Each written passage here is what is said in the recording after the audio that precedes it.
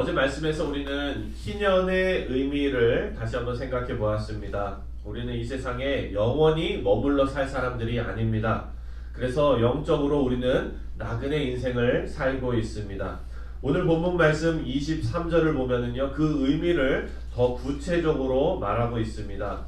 23절을 한 번 더 다 같이 읽겠습니다. 시작. 토지를 영구히 팔지 말 것은 토지는 다 내 것임이니이다. 너희는 거류민이요 동거하는 자로서 나와 함께 있느니라. 아멘. 하나님께서 이게 뭐라 그러냐면은 토지를 영구히 팔지 말라 그러셨어요. 근데 그때 당시에도 토지를 거래했거든요. 저희가 어제 설명했던 것처럼 가난하고 힘들면은 내가 기업으로 받았던, 유산으로 물려받았던 이 토지를 팔기도 했어요. 근데 여기에 보면 토지를 영구히 팔지 말래요. 영영히 팔지 말래요. 그 얘기는 뭐냐? 토지의 소유권을 파는 것이 아니라 토지의 경작권을 파는 거예요. 그러니까 성경이 말하는 토지의 소유권은 누가 갖고 있냐면 사람이 갖고 있는 것이 아니라 하나님께서 가지고 있다라는 거예요. 그래서 우리는 여기서 보니까 거류민이고 동거하는 자다라고 이야기하고 있습니다. 우리는 이 땅에서 하나님의 것을 잠시 청지기처럼 물려받아가지고 사용하고 그리고 하나님의 것으로 돌려드리는 그런 인생을 사는 우리입니다. 사랑하는 성도님들, 우리가 이 세상에 영원히 살 것처럼 생각하지 마시고 언젠간 떠나야 할 것이고 또 지금 우리가 가진 모든 것이 하나님께서 우리에게 잠깐 맡겨놓은 것임을 꼭 기억하셔서 여러분 천국 바라보면서 사시는 우리 모두 되시기를 주님의 이름으로 축원드립니다. 24절과 25절을 함께 또 읽겠습니다. 24절, 25절 시작. 너희 기업을 온 땅에서 그 토지 물기를 허락할지니 만일 내 형제가 가난하여 그의 기업 중에서 얼마를 팔았으면 그에게 가까운 기업 물을 자가 와서 그의 형제가 판 것을 물을 것이요. 아멘. 24절에 나오는 토지를 무르는 일, 이 토지를 무르는 일은요, 우리가 성경에서 기업 물을 자, 그 물을 자 할 때 그 무르는 것이랑 같은 표현입니다. 이것은 어떤 사람이 토지를 가난해서 팔 수밖에 없었어요. 그러면은 가까운 친척이 와가지고 부자인 친척이 있으면은 여유가 있는 친척이 있으면 와서 그 값을 대신 치러주고 이 토지를 다시 가난해서 그 토지를 판 사람에게, 자기 친척에게 돌려주는 것을 토지를 무르다라고 이야기하고 있습니다. 그렇게 값을 치르고 회복시켜주는 사람을 우리는 고엘이라고 불렀어요. 따라해봅시다. 고엘. 네, 고엘. 네, 이 고엘을 잘 기억하셔야 돼요. 왜냐하면 이 고엘은요, 회복시키는 자, 회복자라는 뜻이 있기 때문입니다. 그 당시에는 이런 고엘이 참 많았어요. 고엘 제도가 있었기 때문에 내 친척이, 내 가까운 가족이 어떤 일을 당했을 때 내가 여유가 있을 때 모른 척 하는 것이 아니라 그를 위해서 회복시키는 거예요. 넘어진 자를 회복시키는 것이 당연한 사회였다는 겁니다. 고엘이 한 사람만 있었던 것이 아니라 여러 사람, 그리고 그것이 자기가 해야 될 일이다, 아주 당연한 일이다 생각했던 사회였습니다. 그래서 이 고엘의 책임은요, 이스라엘 모든 사람들에게 주어진 책임입니다. 그런데 여러분, 인류 역사상 고엘 중에 최고의 고엘이 누구겠습니까? 바로 우리 주 예수님이시죠. 죄에 팔렸던 우리를, 죄에 팔렸던 모든 인류를 예수님께서 예수님의 피로 값주고 사셨습니다. 그리고 우리를 모두 하나님의 자녀라는 본래의 신분으로 회복시키신 거예요.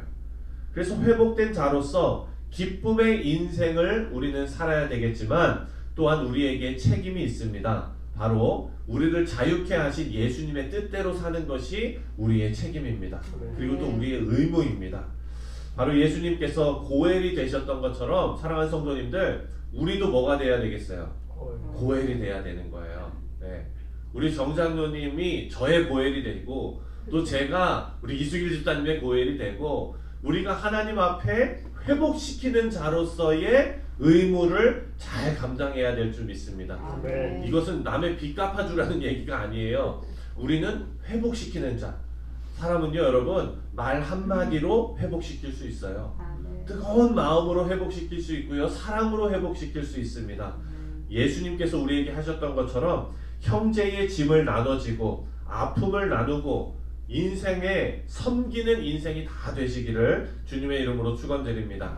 사도 바울이요 디모데전서에서 이렇게 권면하고 있습니다. 디모데전서 6장 18절에 보면은요 선을 행하고 선한 사업을 많이 하고 나누어 주기를 좋아하며 너그러운 자가 되게 하라. 디모데에게 지금 권면을 하고 있는데요. 디모데야 너뿐만 아니라 너가 지금 가르치고 양육하고 함께 사역하는 모든 사람들이 항상 선을 행하고 선한 사업을 많이 하고 나눠주기를 좋아하고 너그러운 자가 되게 하라 라고 말합니다.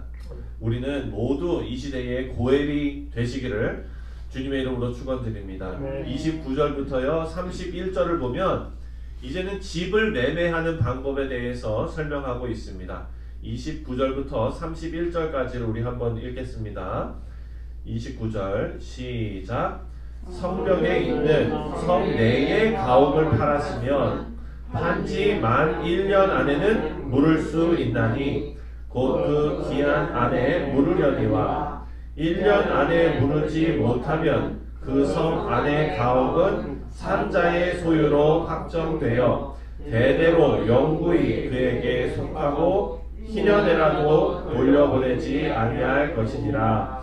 그러나 성벽이 들리지 아니한 촌나게의 가옥은 나라의 전토와 같이 물려주기도 할 것이요 희년에 돌려보내기도 할 것이니라. 아멘. 아멘. 여기서 설명하는 내용이 집이 지금 거래하는 이 집의 종류가 두 종류였어요. 첫 번째 종류는 뭐냐? 성벽 안에 지어진 집들입니다. 여러분 성벽 안에 집이 지어졌으면은 집이 안전할까요? 위험할까요? 안전하죠. 예. 그러면 집값이 비싸겠어요? 싸겠어요? 네, 비싸죠. 비싸요. 그래서 거기에는 어떤 사람들이 주로 살았을까요? 그렇죠. 돈 있는 사람들. 예, 부자들이 거기 살았어요. 그런데 오늘 이 말씀을 보니까 성벽 안에 있는 집들, 비싼 집들, 부자들이 사는 집들은요 뭐라고 얘기하냐면 1년 이내에 다시 물어야지 1년이 지나버리면 그 집은 영원히 그 집을 산 사람의 소유가 된다는 거예요. 그리고 희년이 와도 다시 돌려받지 못하고 그 산 사람의 소유가 된대요. 그러니까 이걸 다시 얘기하면은 우리가 기업 무르는 이 고엘, 이 제도도 하나님께서 참 우리가 서로 도우라고 한 건데 부자들은 이것도 1년밖에 혜택은 못 받아요. 그리고 또 희년, 우리가 다 팔고 뭐 잃어버렸던 것도 희년이 되면 다 돌려받는데 부자들은 지금 성벽 안에 있는 이 집에 사는 부자들은 그 희년의 혜택도 못 받아요. 반면에 성벽 밖에 있는 집들은요 어떻게 되냐? 이 기업 무르는 그리고 이 집을 물러주는 이 제도가 1년 안으로 국한되어 있는 게 아니라 영원히 그렇게 할 수 있어요. 그리고 돈이 없어가지고 그걸 못하고 있었다 그러면 희년이 되면 다 돌려받아요. 여러분 이거 차별입니까? 아닙니까? 차별이죠. 예. 그런데 여러분 성경에서 우리가 잘 기억해야 되는 거는요 차별과 구별을 우리는 기억해야 됩니다. 무슨 얘기냐면 하나님께서는 우리가 생각하기에 차별이라고 느끼는 것이 하나님은 차별하시는 분이 아니고요 구별하시는 분이에요. 그러니까 예를 들어서 이런 거예요. 두 아들이 있습니다. 두 아들이 있는데 성향이 다르고 성격이 다르고 다 달라요. 그렇다면 똑같이 이 자녀들을 우리가 대해야 되겠습니까? 아니면 다르게 대해야 되겠습니까? 예를 들어서 한 아들은요 고집이 세가지고 아주 그냥 아버지한테 바닥바닥 대들고 혼을 내도 눈 똑바로 뜨면서 아주 그냥 아주 잘못했다 소리를 죽어도 안 하는 그런 아들이 있고 한 명은 이놈만 해도 그냥 눈물 펑펑 흘리면서 막 이런 사람이. 그러면은 이 두 사람을 똑같이 훈계해야 됩니까? 어떻게 해야 됩니까? 각자 사람마다 다르게 하는 거예요. 하지만 여러분 이것이 차별입니까? 구별입니까? 이것은 구별이에요. 차별이 아니에요. 마찬가지입니다. 지금 이 부자들도요, 하나님께서 똑같이 사랑하시는 자들입니다. 하지만 그들에게는 세상의 짐, 제가 어제 설명한 세상의 짐들이 많아요. 그렇기 때문에 하나님께서 이들을 위한 특별한 방법으로 그렇게 대하시는 것이고, 가난한 자들은 가난한 자들대로 하나님께서 또 그들에게 맞게 대하고 계시는 것입니다. 그래서 여러분, 희년은요, 가난한 자들에게 기쁨과 감사의 제도입니다. 물질적으로 가난한 것이 꼭 유익이 되는 것은 아닙니다. 하지만 한 가지 유익이 되는 건 있어요. 뭐가 유익이 되느냐? 심령이 가난한 자는 누구에게나 유익이 됩니다. 사랑하는 성도님도 우리는 심령이 가난한 자야 되어야 돼요. 그런데 신기한 건 뭐냐면은 물질적으로 가난하면서도요, 심령이 가난하지 않는 자들이 있어요. 물질적으로 가난하면은 하나님 의지하고 더 막 이렇게 심령이 가난해져야 되는데, 물질로 어려움을 당하는데도요, 불평, 불만, 원망만 하고 하나님 앞에 엎드리지 않는 자들이 분명히 있다는 거예요. 그건 심령이 가난한 것이 아닙니다. 하지만 부자라고 해도요, 심령이 가난한 자가 있을 수 있습니다. 자기가 가진 것, 이 모든 것 하나님께로 온 것이라는 것을 인정하고 하나님 뜻대로 살기 원하는 그런 사람들도 분명히 있습니다. 그래서 부유하든 가난하든 그것이 중요한 것이 아니라 우리 심령이 가난한 것이 중요합니다. 여러분, 마태복음 5장에 뭐라 그랬습니까? 심령이 가난한 자는 복이 있나니 천국이 저희 것이며. 아멘. 아멘. 여러분, 우리 모두 심령이 가난한 자가 되시기를 주님의 이름으로 축원드립니다. 아멘. 가진 자로서 희년의 기쁨에 동참할 수 있는 사람이 바로 심령이 가난한 자들입니다. 하나님께서 우리에게 허락하신 인생이 나그네로 살아가는 인생입니다.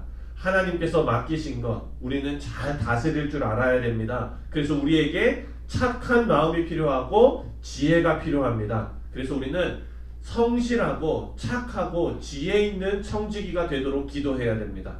우리에게 주어진 이 사명을 지혜롭고 충성되게 잘 감당하시다가 또 하나님께서 우리를 부르실 때 미련 없이 하나님 품으로 달려갈 수 있는 귀한 믿음의 백성들 다 되시기를 주님의 이름으로 축원드립니다.